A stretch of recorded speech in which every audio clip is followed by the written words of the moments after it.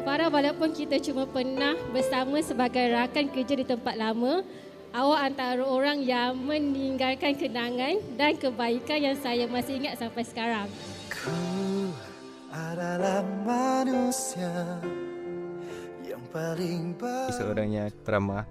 Dialah yang banyak tegur saya masa kerja dulu. Happy pun ada sebab saya kahwin dengan crush saya. Sebab dia seorang yang penyabar. Kalau saya cakap dia tak pernah argue benda tu, dia always terima. Tak berkira dengan saya, suka tolong saya. Aku sepenuh hatimu, cinta yang luar biasa. Sebenarnya dia kat office dulu. Sebab dia yang tegur saya dulu.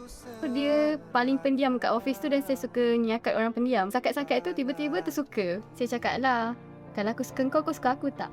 So sebab itulah dia pilih saya pun pilih dia. Kalau cinta sesungguhnya sekuat hati, bukan menjagamu demi cinta seutuhnya, bukan Muhammad Firdaus bin Saifullah Al-Mukti. Saya. Aku nikahkan dikau dengan anakku Filzatun Farah binti Mazlan dengan mas kahwinnya RM12,000 tunai. Aku terima nikahnya Filzatun Farah binti Mazlan dengan mas kahwinnya RM12,000 tunai. Kau tiada habisnya menyayangi aku sepenuh hatimu,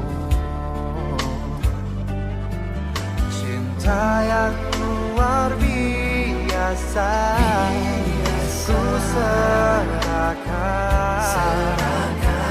pada dirimu. Kalau cinta sesungguhnya sekuat hati, bukan menjagamu demi cinta seutuhnya, bukan berjanji seumur hidup takkan lelah mendampingimu.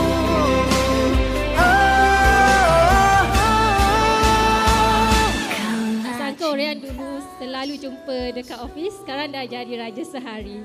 Untuk Firdaus, banyakkan bersabar dalam rumah tangga. Apalagi dengan perangai Farah yang kita semua tahu extrovert sangat-sangat. Semoga hingga ke jannah. Kalau gaduh-gaduh, jangan lupa cium. Kalau gaduh, jangan lupa peluk. Firdaus, jaga Farah baik-baik. Cepat-cepat dapat baby. Baru.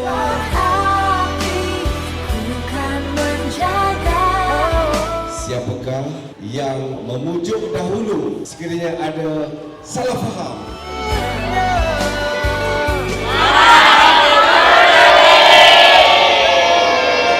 Semoga kekal bahagia hingga jannah. Supaya dia dapat anak-anak yang comel-comel, yang soleh-solehah.